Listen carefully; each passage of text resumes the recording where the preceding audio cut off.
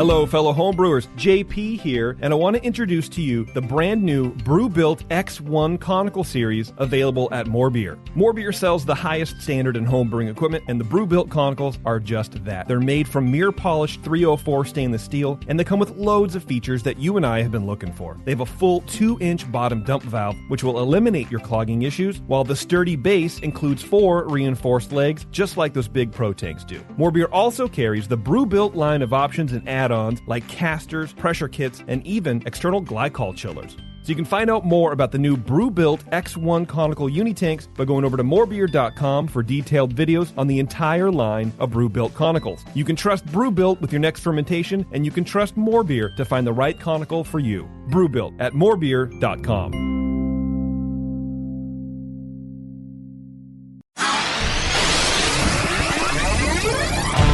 Great beer is about drinkability. Doesn't matter the style. You guys are like walking beer Wikipedia. That's the first time that you've ever accepted me as a person. Or you have a fermentation in your gut. I'm jet propelled at all times. How many guys do you think that you have the privilege to slap? Somebody who's never tasted a commercial example, and this is how you know everything about this beer? Please, you don't.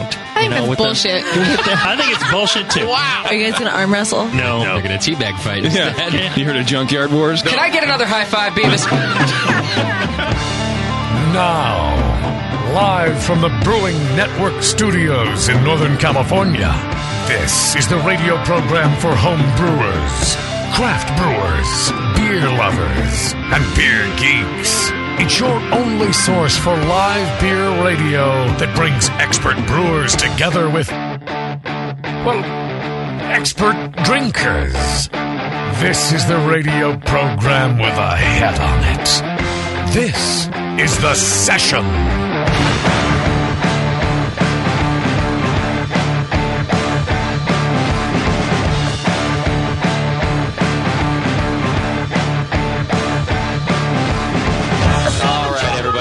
Program and welcome to Zeitgeist. Thanks for hanging out with us. We're the Brewing Network, and this is a beer radio program.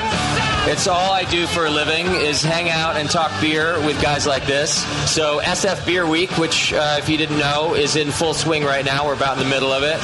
And by the looks of the hangovers on some of your faces, I can tell that you've been enjoying San Francisco Beer Week also. So what we do is interview craft breweries. A lot of our listeners are home brewers, so we tend to geek out about beer and learn about the techniques that brewers use so that we can do it at home. But sometimes we just come out to events like this to drink beer and talk to brewers and enjoy your company. And that's what we're doing tonight for our San Francisco Beer Week event here at Zeitgeist. For those of you watching and listening at home, welcome to the show, and thanks for being with us. I've already told most of the people here that we've got Firestone Walker Brewing Company's Matt Brennelson right here to my left is with us today. Welcome to the show, Matt. Thanks for coming out. I appreciate having you up here in our part of the state. Yeah. Matt's from, the brewery's actually in Paso. Do I have that right? El Paso de Robles, California, okay. Central Coast, the Forgotten Lands. Right. You're sort of putting it on the map. That you and surfing are putting Paso Robles on the map. Yeah. Well done with that. And then to Matt's left, we've got Lars Larson from Trumer Brauerei, which is in Berkeley. Very close. Much closer. Much closer. Yeah, exactly. Welcome to the show, Lars. Thank you. Now, Trumer was originally a brewery from Austria. Do I have that right? That's right. Salzburg, Austria. Okay. And is it still there? Yes, absolutely. It's just outside of the main city, Salzburg, and it's been around for over 400 years. 1601 it was founded. And so is Berkeley just the second location? Yes. It is. So there's only two on Earth. One we have and one the Austrians still have. Exactly. Okay. And Trumer Pill, this is kind of an age-old recipe from Trumer. Is that right? Well, it's as old as a Pils recipe can be. Okay. So Pilsner as a style has not been around for 400 years, but it's certainly one of the oldest of their beers. Okay. So, yeah. Got it. But you guys haven't, I guess what I mean is you don't really alter this Pilsner recipe. It's kind of a traditional... Exactly. It's the same recipe that they use, so the beer tastes identical if you're drinking it in Austria or if you're drinking it here. Okay. Fantastic. Well, so here at SF Beer Week, there's so many different events going on. We were just talking before the show, I went to a beer dinner last night that lasted 6 fucking hours. Sean Paxton must have been involved. It was a Sean Paxton beer dinner. I see some familiar faces out here that were at the dinner too. And I like this about Beer Week, that there are these dinners and there are these things, but only a beer geek is going to sit at a beer dinner for 6 fucking hours. But I got great food and fantastic beer from Ninkasi Brewing Company was there, and Speakeasy Brewing Company from here in San Francisco, and Hebrew Brewing Company had some beer there. And I like about SF Beer Week that we all kind of get together and do these events. So Firestone and Trumer called up the Brewing Network and said, hey, well, we want to do an event too, and we'd like to do it with you guys so that you could broadcast it to the world. So I just wanted to thank everybody for helping us create our own San Francisco Beer Week event. Now, I find it interesting, these two guests that I have next to me, because they are two very different brewers. If you're familiar with Firestone Walker beers, they're kind of all over the map. I mean, you do a little bit of everything, Matt. It all originated with English ales, so that's at the core of it all. Okay. And hops are very near and dear to your heart, which is a Northern California phenomena too, I think. Absolutely. And what I find interesting about I don't even really call it much of a difference between you two, is that Lars Pilsner was the original hoppy beer. I mean, back when Helles and different lagers like that were considered clean and crisp and for lack of a better word, pure German beers, Pilsner came along and it was exploding with hops that the Czechs had put in there. Correct me if I'm wrong on that. No, that's true. Okay. Yeah. And still to this day, it's considered a hoppy lager, but maybe next to like a Union Jack from Firestone Walker, a lot of us wouldn't call it hoppy anymore. Certainly in Germany, in its home region, Pilsners are considered the hoppier beers. Okay. And I think to this day that is probably the case, and to a large extent because the Germans are not very adventurous in terms of the kinds of beers that they try to make. Nowhere near like what is happening in the U.S. Okay. So where things have gone with hops and the kinds of beers that are being made in the U.S., I mean, it's exploding, and the Germans are still very traditional, and they kind of work with their 4, 5, 6 different styles, and that's it. Sure. So, but they're the original experts both in growing hops and in brewing. So. And minutia. And once they dial it in, they don't deviate. That's it. Yeah. We've gotten it right, and we're sticking to it. Exactly. It's interesting to note that we're sitting at a German bar that has more tap handles than most beer bars in San Francisco, too, of all sorts of different beer. How many tap handles, how many beers on tap do we have here at Zeitgeist? 48. 48 on tap, but there's 64 handles, but 48 beers on tap at one time. Not very German of Zeitgeist, I think. It's kind of the American hybrid with it. So, but even still today, the hops used in German beers, give us some of the hops that are traditionally used in Pilsners and other German beers so we can know them by name, Lars. So the noble hops you get in Pilsners would be Tettnangs, Spaltz, Spalter Selects. The Zaz is probably the most famous. Holler Towers. Oh, yeah. Perle. There's a number of them. Okay. And Matt is probably a bigger expert on hops than I am. That's his kind of his background. You named all the main ones for sure. Okay. And they're called basically noble hops. And some of their characteristics that I really like,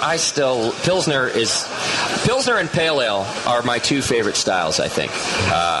Sour beer is quickly becoming my I think of Pale Ale being the English equivalent to Pilsner. Of a Pilsner, right? Because of the clean. So what I was getting at, though, is that the noble hops have this kind of crisp and also spicy flavor to them that is really distinctive in a Pilsner, and why I call it really the original hoppy beer. Well, one thing about noble hops is that they are relatively low in bitterness and high in aromatic oils, and so you get a lot more aroma out of the same quantity of hops that you're putting in, and so you get, because of that, typical for a Pilsner is not only the bitterness but the aroma that comes out of it, and it's not the grapefruity, big-in-your-face hops that we get coming out of the Yakima Valley. They're much more subtle in that sense. Okay. So, are Trumer's hops still grown in Germany? Yes. Or that they're all German hops? Our aroma hops are German hops. hops, and our bittering hops are Austrian. So Austria, it's a variety coming out of Austria. The Aurora is what it's called.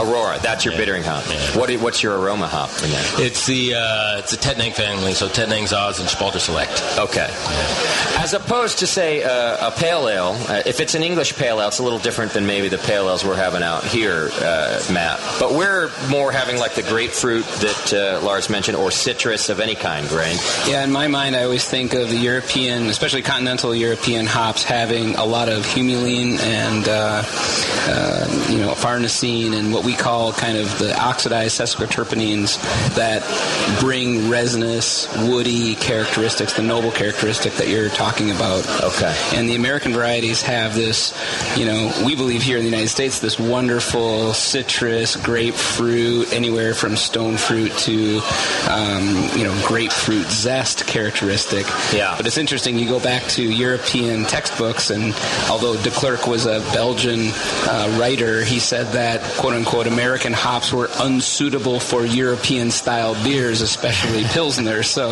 if you were to make a Cascade Pilsner, any German that knows anything about beer would say that's not Pilsner. This is not right. This is not Pilsner. And they're adamant about it. Yeah. Right. But that humulene note tends to be the signature note for me. And I think that anytime there's a fruity characteristic associated with it, then it's considered not in the Pilsner world. So, Lars, what happens in the Trumer Brauerei if you come in and want to use something like Cascade in a new beer or something like that? Are you shunned? Do they kick you out? We're very traditional. Yeah. We don't do that. We don't vary from our recipe. We know we've got a good thing, and if we were screwing around with it, then it wouldn't be Trumer. So, and what we really are doing is focusing on making just a Trumer Pilz, and that is our single-minded focus in a very German traditional sense. Yeah. So that's what we want to do well, and so that's what we're sticking to. Well, the thing I like about it, too, is that a couple times I went to Germany, they're also big on local beer. And, in fact, most communities have a local brewery, and that's what you drink if that's where you live. So having Trumer in Berkeley, you become our local Pilsner. Do you guys distribute also outside of California? 7 states total. You do now, okay. 60% of our sales are in San Francisco, and 75 to 80 in California. So we're really a local beer, very much so. Yeah. Okay. And Matt, how about the Firestone beer outside of California? Very recently, we started expanding into the western states, so now you can find us in 6 western states. And then we have an agent that lives in Kansas City, former Boulevard Brewing Company employee, who is in charge of export for Firestone, which is basically... Export to the country of Kansas? Yeah. Northern Missouri? Chicago, Philadelphia, New York City. Basically all the major beer centers outside of our western region we consider the export market. Okay. We send a very small amount of beer, and I say it's kind of a seeding project to see what will grow and what will take root, and we'll follow that when we can make enough beer to fill those markets. But foot in the door, so to speak. All right. So speaking of regions, one thing that I wanted to talk to you two about is we were talking before the show, and you both got the chance to go down and judge beer at what I think was the first beer competition in Chile together. Is that right? That is correct. I'm going to let Lars pronounce the competition. Copa Cervezas de America. Are you from Chile, Lars? No, but I spent a fair amount of time down in South America. I lived in Argentina for 4 years. Okay. And so that's how the connection was made to have you guys come down and judge at this competition? Yeah, in my case, certainly to some extent my Spanish knowledge was useful, and then being able to judge beer. We were also asked as a part of what we're doing, they knew that they had a lot of brewers that were really thirsting for knowledge, so to speak, and they wanted to have us be able to give some presentations, not only judge beer, but also give some presentations. And so I was able to do my presentation on mashing process in Spanish, and so that came across very well. Perfect. Yeah, that's a good skill to have. And I can't speak Spanish. I can't even order a beer in Spanish. I'm happy to be here, guys. So I don't know why they asked me to come, but I talked about American hops, and well, that's why they asked you, because you can talk about American hops. So Chile it's a lot like my experience coming to the Central Coast of California, in that it's a live wine region, wonderful wines, and some geographically geographically extremely similar to Central Coast of California. Yeah. Okay. Very Mediterranean climate. And the brewing scene's just getting going, but it's like being in the United States 20 years ago. Some passionate home brewers turned pro. A little interesting twist. There's a lot of European influence down there. But we met some extremely passionate brewers making some good beers, and I think there's a lot of things similar to what was happening in the United States 20 years ago. But here we're obviously pretty spoiled with the amount of breweries that we have and the amount of beer that we have access to. In Chile, what would a beer bar look like? What would a Zeitgeist look like in Chile? Well, Zeitgeist wouldn't exist. Okay. First of all, let's get that straight. Yeah. But you might get a place a couple of them. The place where we had those gigantic pizzas, the 4-foot diameter pizzas. They I've never seen wow. a UFO like that. Just for two of you? They did pretty well. I think they had 20 different beers on tap. So but they were the only place in town. And Santiago is a city of 5 million inhabitants. Okay. So it's 5 times the size of San Francisco, and they had one beer bar with multiple taps to that extent. I see. Yeah. So most of the startup craft brewers were doing bottle product, and it's really odd. This didn't happen in the United States craft industry, but most of them feel they must pasteurize if they're going to put it in bottles. So really, these craft brewers had all these different devices to pasteurize their essentially bottles, a which Hobart. I thought, the Hobart dishwasher. Yeah, that's how they pasteurize. Interesting. Kind of interesting water baths and setting crates in there and timing out 145 degrees for X amount of time. But I think that's a problem because it's zapping a lot of flavor from these beers, and there's no hops grown in Chile, so there isn't really a hop-driven thing going on there. The people in Chile like sweet, they like malty, exactly. And so the beers that we were experiencing, some wonderful porters. In fact, it was a porter that won the competition. Not a lot going on with American-style IPAs, but some definite interest. But this pasteurization, I think, is a bit of a blockade to get there. So the beers that we're used to having here from craft brewers in the U.S., is pasteurization a faux pas? It's something we don't do? I wouldn't go so far to say that. I wouldn't say it's a faux pas. There are probably some of the bigger breweries who are doing it to a small extent, more likely in the flash pasteurization side of things. But I think craft brewers in the U.S. driven out of the draft business. That's how we grew up, is doing draft beer. Okay. And that's how, by and large, craft brew, I think, in the U.S. is what's really where you see its dominance is the number of tap handles. And sure. Of a majority of tap handles around the country, probably, despite a very small number of, certainly in this region, but despite the sales volume discrepancy to the big brewers. Down there, they don't have that. They don't have that many tap handles. People don't go and drink draft very much. So they don't have that access to do it. And draft beer traditionally is not pasteurized. Okay. So we don't traditionally pasteurize because it is draft beer. So the point of pasteurization and why I know that some of the larger, or all of the large breweries do it, is for shelf consistency and shelf life, right? Because if it goes in a bottle, that's a perishable product, that oxygen and light and different things. So through pasteurization, it will last longer on the shelf. Is that about right? Microstability. It's microbiological stability only. Okay. Yeah. But in the keg, that's less of a problem. It's not oxygen permeable. It's not obviously subject to light. Sells faster. You don't keep it around longer. And in this market, everyone keeps it cold, right? I don't know about in South America, but right. Well, not even in every market in the U.S. really, but ideally, you hope so. Right. But I was so impressed. But one, the festival and the competition organizers really had looked at American competitions like the World Beer Cup and GABF, and they're using the BJCP judging method. So we were, scoring these beers with that method. So they'd done their homework. Very well organized, and they had done a cooperative with a local food university. So we were in we were basically in a sensory lab setting to judge these beers. Wow. Very high quality setting. They did a great job. Yeah, and they drew judges that knew beer and wine from all around South America, and then they brought in Lynn Kruger from the Siebel Institute in Chicago, a couple other brewers from the United States. They had a nice cross section of judges. So I think for a first-year competition, the interesting thing was because we're using BJCP, and most of the time at GABF you pick 1, 2, and 3, gold, silver, bronze. So everybody wins an award in each category. We were being hardcore, and we were just, scoring these things as we saw them, and they did not give away very many awards. I think there were a lot of brewers who were a little bit disappointed that these judges came in and were so hard. I don't know if we're going to be asked back. So in other words, on the other hand, the thing is with that particular system, though, they went on a strict point system, so they gave out very few golds. Okay. Very few. But there was not a gold in every category, so there were very few golds. But there were a lot of bronzes. So they gave there were multiple bronzes per category.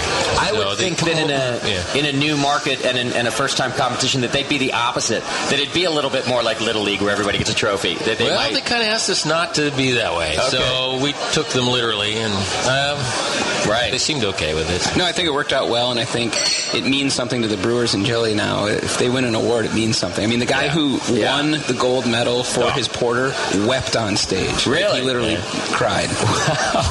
I guess I would too, especially if there's only 2 gold medals given out that day. How many breweries do you know were entered? About? I don't recall exactly, but I would say maybe 50 or 60 breweries complete or more. Yeah, we did. We probably tasted.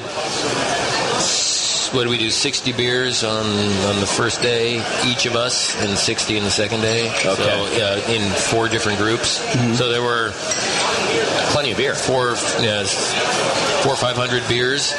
And they opened it up to at least 100 breweries. Here's another thing. They opened it up to international breweries, so only a few American breweries entered. I won't name names, but it was interesting that those brewers also didn't take high scores necessarily. So it meant a lot to win, and I got nothing but high praise for the way the organizers set it up, and I think it has a future. Yeah, they did a great job. I think they recognize that a competition like that, just like GABF did in this country, helps bring brewers together. A little competition helps raise the bar on quality, and it really brings people together. It gives some kind of mark and quality in the country, and it helps the total industry, the craft industry. Sure. There was a time here also that, there were brewers off in their own corners of the country doing their own thing and not collaborating and not talking about what was happening in their brew houses, and the beer is much better now that you guys kind of all work together. Yeah. I'd agree with that. Yeah. Okay. Yeah. And you're right that the Great American Beer Festival is the perfect example of that. Mm-hmm. So, all right, let's do this. We're going to take a quick break, and if you guys have any questions for Lars or Matt from Firestone and Trumer, please come on up, and I'll make sure we get them asked. I know that Firestone's got some beer on tap here. Of course, Trumer's on tap. I'm drinking your DBA right now, Matt. What else did you bring? Do you know? We have the Velvet Merkin. Okay, nice. You called it the right name this time. This is the Merkin. Oh, it is? Yeah, it's for real. I thought it had to be the Velvet Merlin nowadays. Well, this is the Merkin. It's the Merkin. I've got the Merkin. I actually wore my Merkin tonight. I had to lighten up and not. You did. Prove it. Matt's going to show his Merkin, ladies and gentlemen. All right, we're going to take a quick break. When we come back, more from Trumer and Firestone. Thanks for sticking with us. We're live from Zeitgeist in San Francisco for San Francisco Beer Week.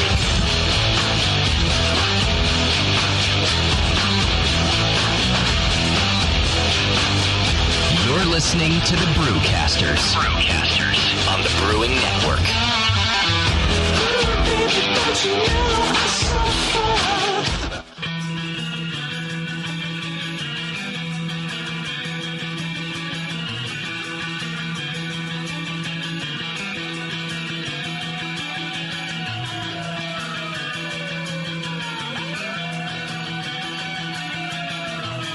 You're tuned into this session because life's too short to listen to crappy radio.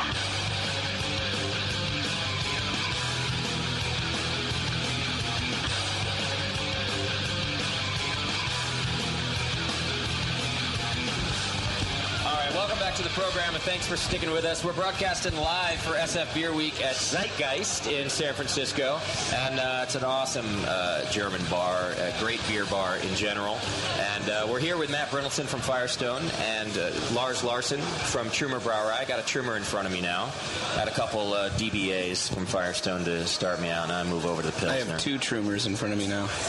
I've been staying away from the Velvet Merkin. I've been working the Merkin. You have. See, I figured I didn't want to slur in the first segment, so I'm going to wait till the third segment before I start slurring. I'll move to the Merkin after that.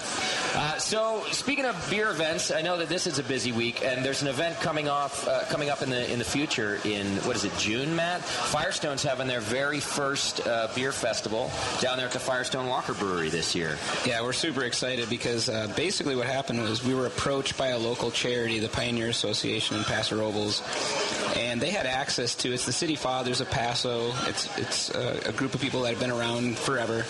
They're trying to preserve Paso Robles heritage, and they had access to this great venue, which is the Mid-State Fair. If you've never been to the Mid-State Fair, they've done a great job of building stages. They've got grass area for camping. It's just an amazing venue. They approached us and said, there's so many wineries in this region. There's so much going on in the wine world. Let's do a beer fest. Let's try to bring some beer culture to Paso. We've got the brewery right there. And nice. And they just handed it to us on a silver platter. So the guys came to me and they said, how would you want to structure this? And we've got a lot of beer fests in California. Yeah. And there's some wonderful ones, Boonville being an example of, I think, a great beer fest. And so, we don't want to try to replicate what's already been done. I think one of the things we were really trying to avoid was that it was a distributor's platform where distributorships would come in and just show their wares. So the first rule of engagement is that if we invite you, you have to come with your brewers. Yeah. In fact, we'd like the top brass. We want the guys who are responsible for the recipes. And we're going to try to limit it to one, it doesn't have to be extreme beer, but something special that you do that you don't have on your, draft every day. And then one session beer. And that was another rule of engagement. Bring something drinkable. Bring something like this Pilsner that's just wonderful. See, you get to do this, Matt, because you've got all those Great American Beer Festival medals on your wall. So you decide to have a festival, and you're kind of swinging your dick around and saying, if you're going to come to my festival, you have to send a brewer, and you have to send the most amazing beer that you make. Other festivals don't get that luxury, Well, so I didn't know what the response would be, but my dream, of course, was that I would call all my best friends in the industry, people that never poured beer in California, would never even think of pouring beer in California, and see if we could get them in. So that was the premise. So, I've had a lot of phone calls since where some of my, friends, acquaintances have called me and said, how do I get into this fest, Matt? And I'm like, well, you got to read the title. It's an invitational. You're not invited. I don't know how else to say it. That's and it's not that we don't want those breweries there, but we wanted to have very few high-caliber breweries, predominantly breweries that don't pour on the Central Coast. We want to bring beer culture to the Central Coast. Okay. And, just to name a few, so the first guy I called was Nick Floyd from Three Floyds, and I don't know how well you know Nick, but he's a man of few words, and he doesn't probably travel. I think he travels to California enough, but he doesn't sell beer here, and he was the first guy to respond. Oh, is that right? This is working. And we called Cigar City in Florida, and we know, you're forever away, so you probably won't come. And they're like, oh, no, we're there for sure. And we called Founders in Michigan. They're like, oh, yeah, we're in. This is what I'm saying. And Firestone now has a name. And then we called McKellar in Denmark. I'm like, if this is working, let's call that guy. He's like, bro, I'm there. Are you kidding me? And it just went down the line. So it's a star-studded cast, and we're thrilled. And, of course, I invited Lars, was in the... And so we have much appreciated. We're local, though. I wouldn't call you local. I mean, Paso, so you're okay. I just walked out to the table out here where everybody was drinking Trumer Pills, and they asked me where I was from. I said Firestone. They're like, never heard of it. So I'm not so sure we're local to your market. But so Lars didn't have to call for his invitation. I like he that. He did not have to call for it. I didn't have to grovel. I much appreciate that. How do I get there? It's a little bit of a secret, but I'm a Pilsner junkie. I love Pilsners, and we don't make one. So why don't you make one if you're a Pilsner junkie? We're thinking about making it. We talk about it all the time, but you're I don't afraid know. You're going to fuck it up. Well, because you're a big fan. You're like me. Like when I'm a big fan of something, I don't want to do it because I'm afraid I'll fuck it up. I'll tell you what. I've been asked a million times what my Desert Island beer is, and this one's always on my list. Nice. That's why I have two in front of me right now. Right. When one's not enough. So, Pilsner being one of your favorite beers, you've just explained, however, the rules of engagement for the festival. You have to bring something different than your standard beer. Lars, that kind of puts you in a predicament. It is a little bit of a pickle, but we do make a 6-pack. It's 6 individual beers. Okay. It's a variety pack, too. It's right. 6. He's going to bring a keg and a 6-pack. And a 6-pack. I think maybe you should do a dry hopped Pilsner and bring that as your special beer. I like this idea. Would it be dry hopped? You don't have also to do a tank with German? You just have to do a keg or two and bring it down. You could do. We won't even tell Trumer, Lars. Everybody here has sworn to silence. We will not tell everybody Trumer on the air that you will do this dry hop beer just for this festival. Lars might have to bust out his homebrew kit for this one. Well, let me ask a serious question about this. I know that some breweries, have these enormous fermenters and vessels. So for some breweries, it's not even possible to do a small batch of something. You'd have to do a huge batch. Would it be possible to do a small one-off batch at Trumer? We've got 3 size tanks. So we've got a 50-barrel tank, which is a single brew, and 200-barrel tanks, which are 4 brews, and then the tanks we use for conditioning are 800 barrels, and those are much bigger. So those would hold 16 brews. So you're saying there's a chance in the 50-barrel, in the 50-barrel category? Yeah, that's I'm going to say batch. all you got to do is run a little bit of beer into some kegs and dry hop them. There you and they're go. just for Paso. You don't even have to tell anybody about it.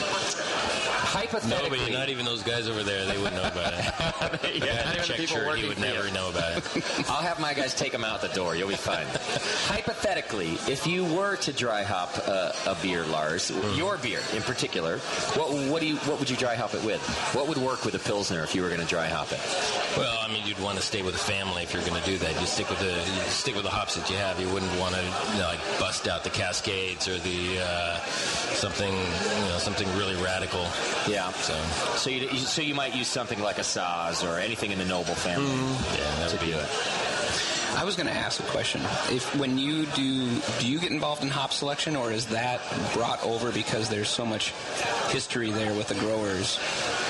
The Auroras we contract, so we're working together with the Hop Growers Co-op in Austria, and in order to ensure that we get the quantity that we need, they grow them for us specially. So we're not doing a lot of selecting.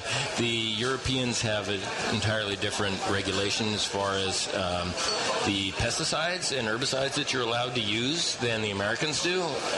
Strange. You would think that we're both first world regions. However, there's different regulations, and so the hops that they grow for us have to go to the U.S. because of the pesticide and herbicide regulations. Interesting. Yeah, it is interesting. So with the hops, with the Aurora bittering hops, we don't really do much selection at all. We just accept those because they're grown for us.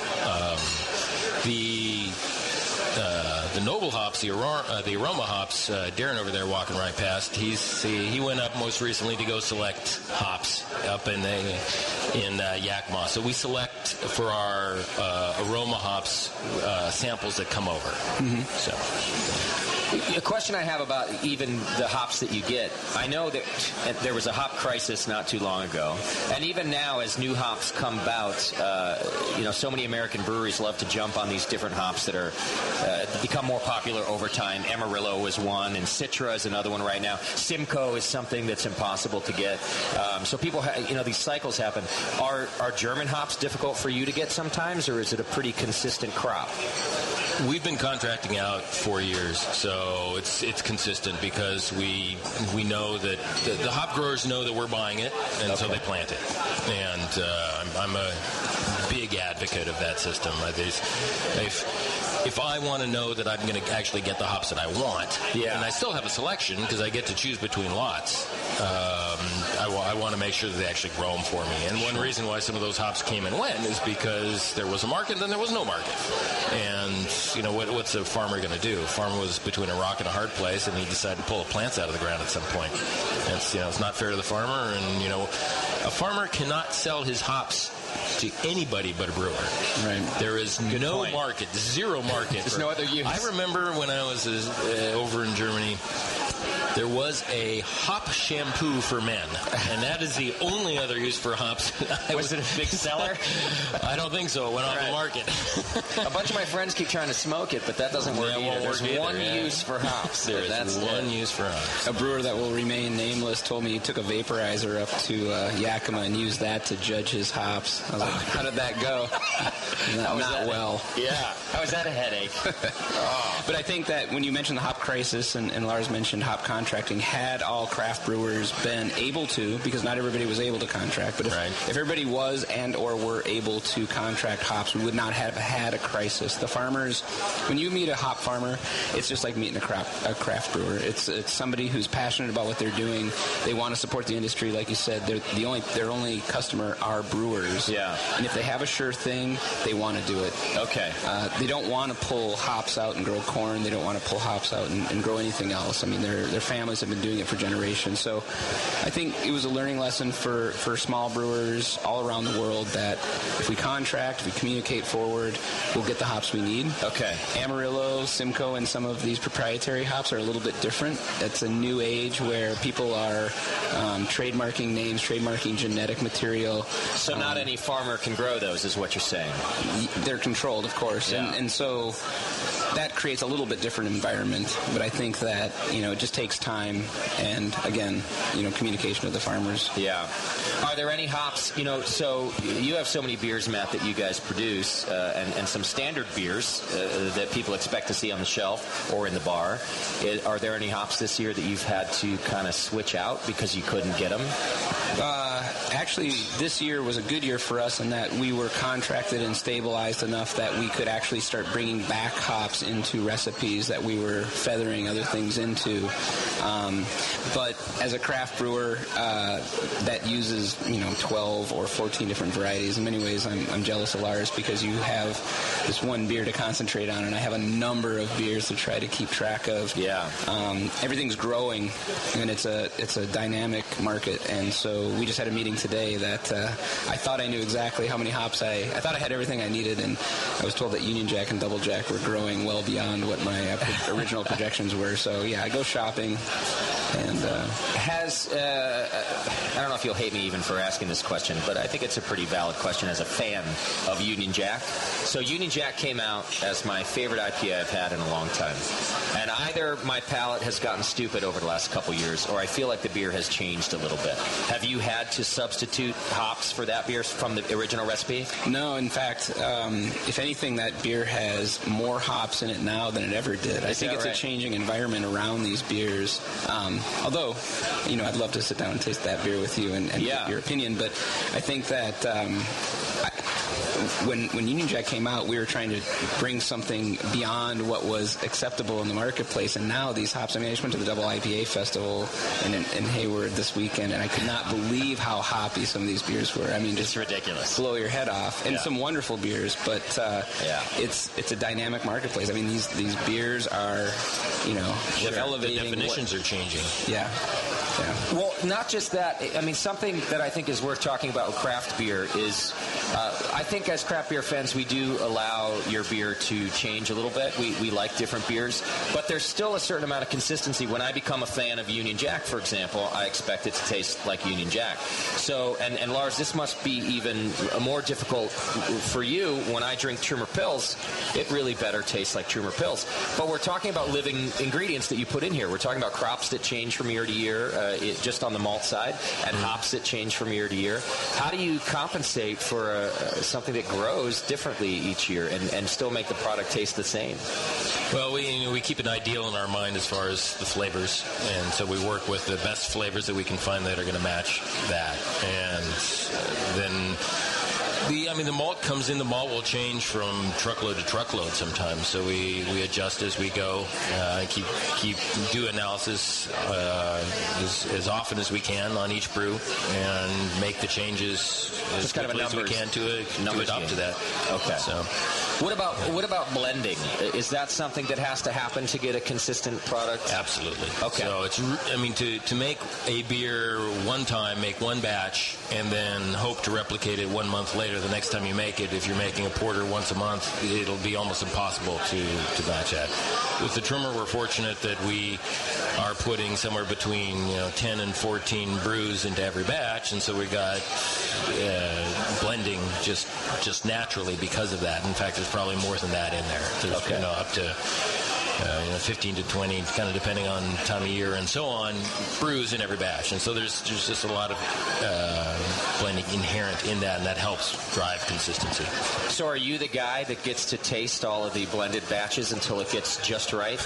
Well, the blending doesn't actually happen like a winery does, where you say, okay, I gotta put 30% of this and 10% of that and 5% of that. We know that of the 12 brews that we brewed this week, all 12 are going into the same tank. Plus a couple more from next week are going in to kind of blend that out. And so that's how that works. It isn't a matter of just strict proportions. Okay.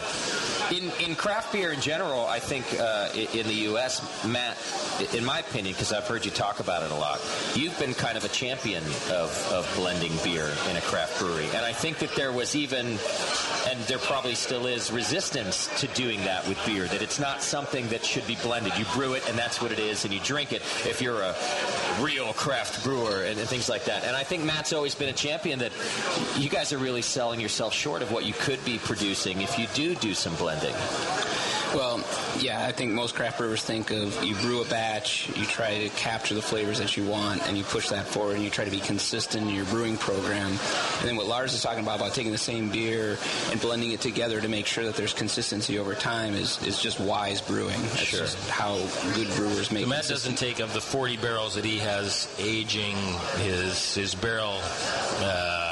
barrel-aged beer, his DBA. He doesn't make sure that one barrel goes into X bottles. He makes sure that all the barrels get blended together. Okay. I mean, that's... Yeah, you got to do that. Yeah. But it's a winemaker family that started Firestone Walkers, so they were very open to this concept of taking two different styles of beer, blending them together to make flavors. So we've taken kind of this concept of blending for consistency and turned it a little bit on its side and said that, hey, if we're going to make a beer and make something that's complex, and consistency is part of that, but I mean something complex, taking a malty beer and a hoppy beer, bringing them together, that is something that Firestone is kind of known for. Okay. And now you guys do this, your anniversary beer every year. 15, you just did 15, right? Yep. That released a few months ago. I got to sit in on the production of 14 and see how it works. And it was fascinating to me because it wasn't all brewers around the table. In fact, I think you were the only brewer at the table. It was all vintners from the area to sit down and taste. I also liked how it worked because it was taste whatever Matt has left over from the different beers that he brewed, whatever he has enough of that you can produce enough of the anniversary beer. It's all on a whiteboard. He just puts every beer on a whiteboard, and it gets brought out to all the vintners around the table, and they taste each one individually, and then they pour them all into a pitcher together with their own, like you were kind of saying in the beginning, Lars, that you don't do like 30% of this and 10% of that.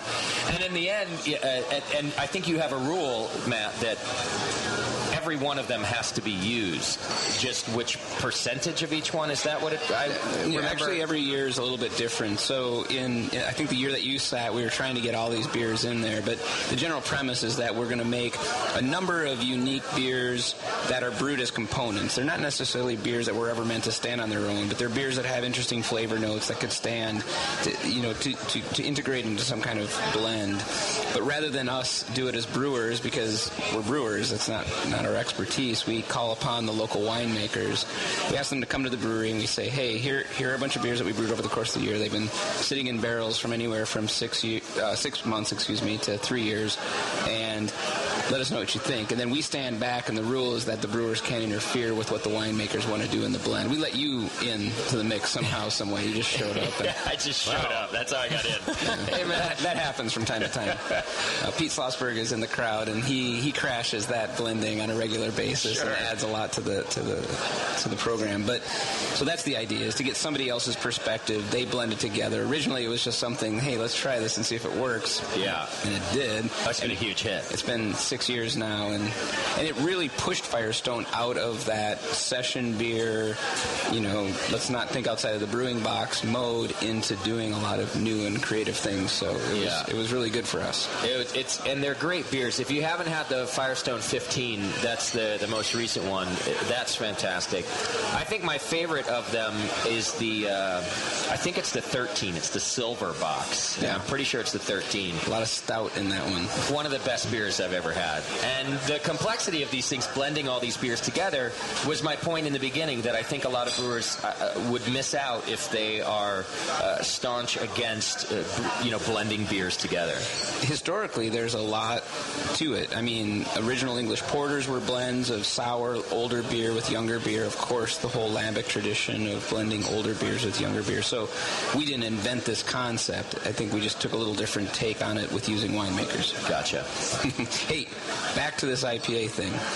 Yeah. What's wrong with the Union Jack? It's just not what it used to be, Matt. Oh, man, you're killing me. I'll tell you what. You got to describe that for me. I'll tell you what it is when I come back. We're going to take a quick break, and when we come back, I'll tell, being the expert that I am, I'm going to tell Matt Brindleton, one of the best brewers in the world, what's wrong with this beer. It's the Brewing Network. We're hanging out at Zeitgeist for San Francisco Beer Week. If you've got any questions, this will be our last segment, so feel free to come on up, and we can ask the brewers anything about their beer. They're pretty nice guys, except for Matt. He can turn into a real jerk. We'll be right back.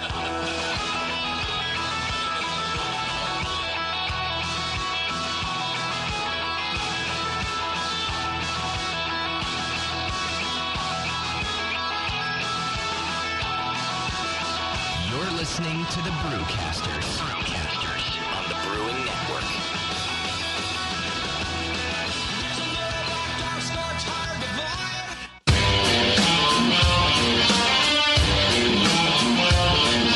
Brewcasters are back. 888-401 beer. Whatever.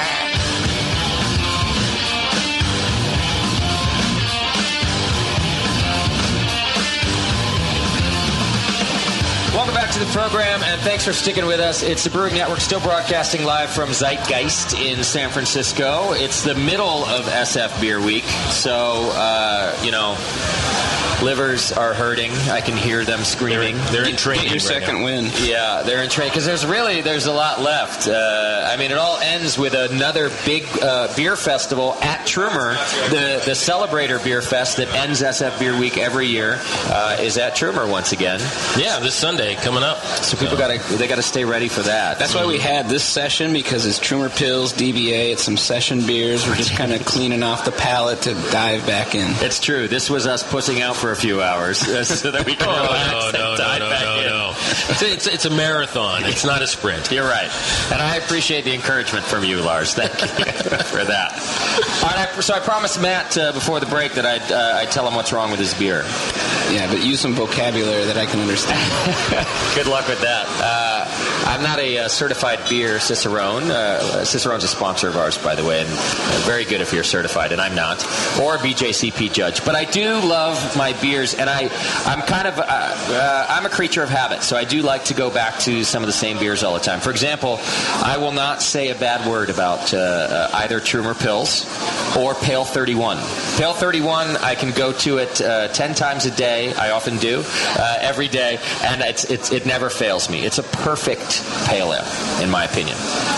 Union Jack was a perfect IPA when it came out, and it won the Brewing Network's IPA of the year, beer of the year, actually, a few years ago. It has since sweetened up a little bit. Sweet. It's not as dry and attenuated as I feel it was in that first batch. What year did it come out? 07. In 07. In 07, the attenuation, the dryness compared to the, in my opinion, mild bitterness, but great hop flavor. So the reason I loved it so much as an IPA is that it wasn't a bitter beer. It had this great hop, like aroma and flavor. This sweetness has since crept up, in my opinion, on this beer. What's interesting about you saying that is that over the years, actually, attenuation has increased. Really? And so there was a point. I'm an idiot. I trust your palate, but so what happened was the alcohol alcohol was actually creeping over what was legally okay by the label. Oh, yeah. So we would have to decrease the original gravity. So we were actually getting better attenuation, which is one of the goals of that beer, is to make sure there isn't a lot of sweetness. Okay. But it's interesting that you would say that it has a higher perceived sweetness. Yeah, and that's what it is. And that's why, honestly... Is it a draft or bottle? Bottle. Draft, it's still a perfect beer. I think that, and Lars, you can chime in here, but I think as our beers age, sweetness becomes an issue. Really? And so one of the things, and it's probably not the worst thing that can happen to a beer as it ages, but the perceived sweetness increases over time. And that's something our panelists and our brewery panel always say. So I would say that judge us not by our aged bottles, but judge us by our draft. And if I do that, then I have not a bad word to say about the Union Jack. It's still a perfect IPA. In fact, I'm surprised that it doesn't win IPA every single year at GABF. We had our run, but I think I always say that category shifts every year. Yeah. And even DIPA this year in Hayward, wonderful beers. Last year, I felt like the beers that won were very refined, very balanced, very round. I really agreed with the judges. This year, wonderful beers, but it was all about slugging each other in the head with hot bags. It was, yeah. See, I do, we kind of make fun on the show of IPAs because they are so, the limits are being pushed so far and because everybody makes one. But really what we mean, and certainly what I mean on the show, is that I love an IPA if it's about flavor and aroma. But if it's a extremely bitter beer, if it really punches me in the jaw with the bitterness, I'd rather have a pale ale, I'll be honest. And this is something I've always been a fan of Firestone for, is the balance of that you seem to be more attuned to a flavor and aroma profile of a bitter beer than a bitterness of a... Do you see what I'm getting at? Yeah, I think that, we started a new group amongst craft brewers called the Hop Quality Group, and we're going out and talking to growers and trying to let them know that we're most interested in aroma before alpha, and that's kind of our motto. And so you hit it right on the head that for most brewers, I'm sure Lars is the same for you when you're making a Pilsner, it's about the aroma of those hops before you're worried too much about the alpha content of those hops. You're going to get bitterness. You're going to hit your IBU one way or another with your bittering hops or however you're doing that, but it's all about aroma. Yeah. And you were talking about it in the other segment that, oils, year to year, weather, everything morphs a little bit, so the brewer has to stay on top of what's happening agronomically to create consistency. Bitterness is pretty easy. It's calculated. It's a math equation. Sure. It does seem like an easy thing to get. You can use almost anything with enough alpha acid and get your bitterness. But that aroma and the flavor is the tough part. So before you guys were, this group that you're talking about that were out there trying to encourage hop growers to focus on the oils that produce the aroma and the flavor, who was doing it before? Were there no standards? Well, the reason that the group came about was because of the InBev buyout of AB.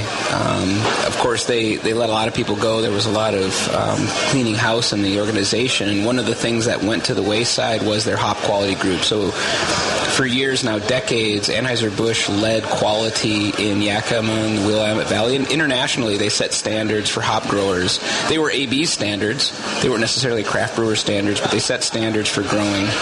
And when the buyout happened, a number of us started talking and said that, hey, nobody's in Yakima. And growers, like I said earlier, they're just like craft brewers. They're naturally drawn to quality, but everyone's definition of quality is different. And so we felt like there was a time, it was the right time, right place to get together, talk about what quality means to us as a group, and try to somehow communicate that to growers. And Lars talked about contracting. That's one way that brewers communicate quality to growers, because we say this is the variety we want and this is the quantity we want. Yeah. But there's more language, there's more conversation that needs to be had on what's important to us, whether it's kilning temperatures of the hops, whether it's how long that hop is left to ripen in the field, There's a number of things, how it's processed downstream. So we started a group, and it's 12 brewers in the craft industry, very small brewers who by themselves wouldn't have a very large voice, but we got together. You're a 12-step program together. However, there are some significant names among those 12. And if nothing else, we've met some wonderful people in the hop grower community, and we've learned a lot as brewers. So, do we get to? Lars said there's some good names in the 12, which I think is important to people maybe who really care about this sort of thing and know about it. Do we get to know some of these? It's a lot of names that you know and love. It's ourselves, Firestone Walker. It's Deschutes. It's New Belgium Brewing Company. It's Sam Adams Brewing Company. It's New Glarus is in there. Yeah, New Glarus. Oh, great. Odell's. I mean, Boulevard in the Midwest. There's just a number of what I would call forward-thinking brewers who are just interested in quality. Yeah. Was there a time that alpha acid, the high alpha acid, for anybody who doesn't know, the alpha acid is kind of directly attributed to the bitterness in a beer, and the higher the alpha acid of a hop, the more bitterness it could add. Was there a time that was the most important for cost purposes, because you could use less hops and get the same bitterness? And that time is still with us. It is, okay. But that's just in your first edition of hops, your bittering edition of hops. So you might still use a high... Most hop contracts are still based on the alpha acid content. So that is sort of the lowest common denominator that is easy for people to measure. It's easy to measure, and so that's what you use. If you don't, the problem with the aroma hops is that there is no real standard quantifiable measure that you can say, this is exactly what I want as far as my aroma content. And there are 200 compounds or something like that it could be any blend of. And so you can't, all you can say is, I like this, I don't like this. And people are trying very hard to quantify it. Okay. All right. And some of the cutting-edge technology is happening here in the United States. Tom Nielsen at Sierra Nevada Brewing Company has probably the most advanced instrumentation and probably one of the best noses in the world when it comes to quantifying quality relative to aroma. Okay. And so it's happening, and it's an exciting time in the industry. Yeah, absolutely. And more hop farmers every year, I imagine. People getting not just these kind of decades of families doing it, but new farmers, or no? No new farmers, no Really? new growers. No, they're probably cutting back. There's some that are maybe getting back in, putting a few more acres back in. But yeah, it's quite the opposite. There's a shrinking in the hop industry. There's a lot of families who are either switching crops, but that's what the craft brewing industry has been, a breath of fresh air into the hop growing world. Finally, there's people who care about variety. Huge. It's saved the hop growers. Craft brewing has saved the hop growers. Okay. And the average craft brewer uses a pound of hops per barrel, and many of us, like in Union Jack, this beer you hate so much now, uses almost 4 pounds per barrel. Yeah. And so hop growers love that. They love that. You may not, but the hop growers love that. The hop growers do. They're like, Matt's our favorite guy. I just think he's a jerk.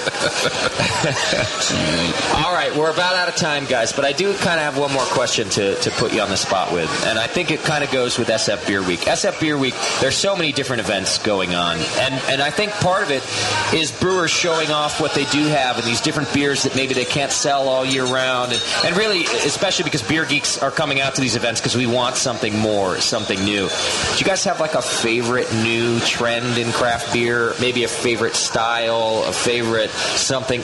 People are barrel aging now. They're making these enormous like double IPAs, which were probably triple IPAs that you had at that festival the other day. Things like this. Is there something that either one of you, both of you, are particularly excited about that you get to taste on a week like this? I'm a big whiskey fan, so I like a lot of barrel-aged beers. Okay. And I like the beers that are done in whiskey barrels, and I like things that have those sort of whiskey notes. So that's kind of what I look for. See, I like those. I like the barrel characters and things like that, and if it's the hint of the bourbon. I've had some that taste like bourbon. I don't want a lot of wood. Yeah. But a little of the whiskey, a little of the vanilla, maybe some bourbon, maybe some scotch, whatever might be in there. I like whiskey and done in sherry sherry barrels, so those kind of notes are I really like seeing those. Balance is the key, so it's got to be something which is in balance. I don't want to have just one flavor coming at me. Right. Maybe that could be your Firestone Beer Festival. Well, beer. you know what I'm thinking of for the Firestone Beer Festival beer? I'm thinking of a quadruple sour elderflower cinnamon. Holy cow. Perfect. Nice. That sounds great. Maybe put some hemp seeds in there and it'll be perfect. Yes. Matt, what about you? Any new trends that you're particularly excited about? Trends, I'm not sure, but Goza and Berliner Weizen are things that I'm very curious about. I've never brewed them myself, but I went to Triple Rock to you were there as well. Oh, yeah. The Sour Fest, yeah. And I think those are my favorite beers. They're light in alcohol, and they have some interesting sour notes to them, but they're not over the top. I think for us, we're starting to play around. I'm almost afraid to say this on the air, but we're starting to think seriously about creating a third barrel program, a sour barrel program. Oh, please do it. I'm begging you. A couple of the products that have worked well for us are just taking our regular double barrel ale that's completely end fermented and then inoculating it with Brett and letting it sit, and it almost turns into a Rodenbach-esque type beer. Yeah. We call it a Grestic ale internally, but so, I'd have to say that sour is something I'm curious about. Everyone says sour is the new hoppy, so I don't want to try to just jump on the trend bandwagon, but sour tends to be a barrel and an aging thing anyway, which you're already very familiar with, so it seems like a natural step for you to do. Yeah, and on our team and in our organization, so to speak, Jim Crooks, our quality manager, who I've been brewing with for 12 years now, I think he has a natural act for this stuff. So I think that if we set Jim on that path, we'll make some interesting sour beers down the line. I would love to taste them. All right, I want to thank Lars Larson from Trumer for being with us today. It's always good to talk to you, Lars. Thanks, man. Thanks for inviting me. I appreciate it. Anytime. And Matt Brynildson from Firestone Walker. It's always good to chat hops and beer with you, man. So thanks for being on the show. Thank you, man. What were you guys like? Small brewery of the year for the 10th time in a row or something? Just because I'm a small guy doesn't mean you have to call me small. Was it mid-size or it small? Was mid-size. You guys were mid-size. I forget sometimes. I look at you and I'm like, you must have been small. What, 2 years in a row now or something, right? Something like that. It's got an enormous amount of medals coming out of Firestone. Yeah. Good work. You can punch me after the show. I also want to thank Lauren from Firestone and April from Trumer for putting this all together for us. I really appreciate it. We don't do a lot of broadcast events during SF Beer Week, so I appreciate you inviting us to do it, and it was a great time. Thanks to everybody for hanging out here at Zeitgeist with us. I appreciate it. It's a good time. You can go to thebrewingnetwork.com if you were just enjoying your time with your friends and you missed any of this. You can download this show next week at thebrewingnetwork.com. And thanks, everybody, for hanging out with us. You guys were awesome. Thanks a lot. Thank you. Thank you. We'll see you next time on the Brewing Network. Don't you really love it that a homebrew? Can't get enough of it. Homebrew, it blows my mind. I love homebrew all of the time. Yeah, I think I'll have me. Well, I'll have me one right now.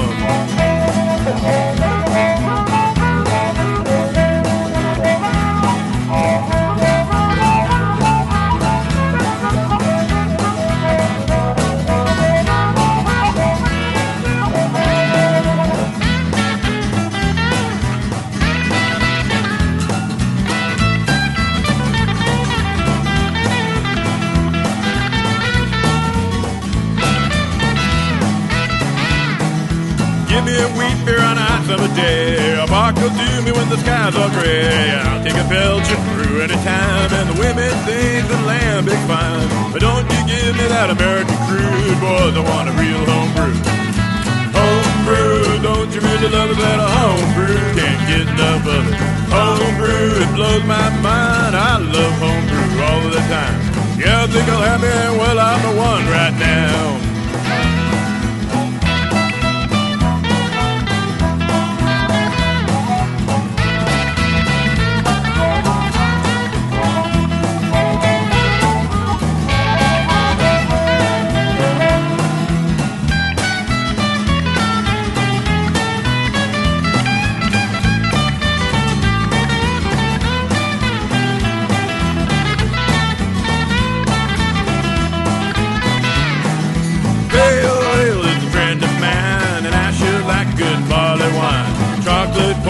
Cherry stout, yeah, you know what I am talking about. So don't you give me that American crude, boy. 'cause I want a real homebrew. Homebrew, don't you really love it? That homebrew, can't get enough of it. Homebrew, it blows my mind. I love homebrew all the time.